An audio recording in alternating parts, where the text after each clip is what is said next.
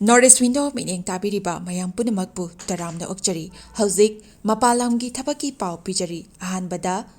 athubagi oina Dubai gi warehouse worker gi thabak kauri hairiba thabak asi apply to biningba miyoisingna presentable and good communication skill leibata natana masagi chahi kunmathoi dagina kuntra taret phawbada leiba oibigadabani hairiba thabak asigi pijariba khudong chabasing adudi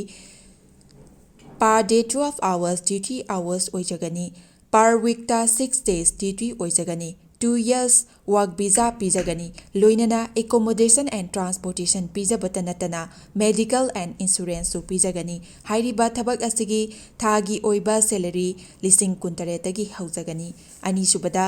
United Arab Emirates ke driver gi thabak kauri hairiba thabak asi apply to biningba miyosingna Indian car license ka loinana Gulf ki license leiba oigadabani amasung basic English communication leigadabani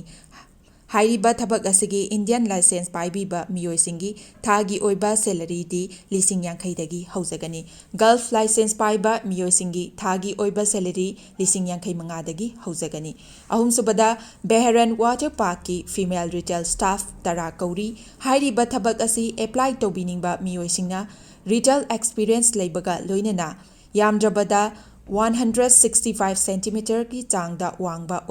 oibigadabani thabak asi tauba miyoisingna piriba khudong chabasing adudi accommodation transportation aduga duty meal su pizagani hairiba thabak asi thagi oiba salary lising maudra taretagi haujagani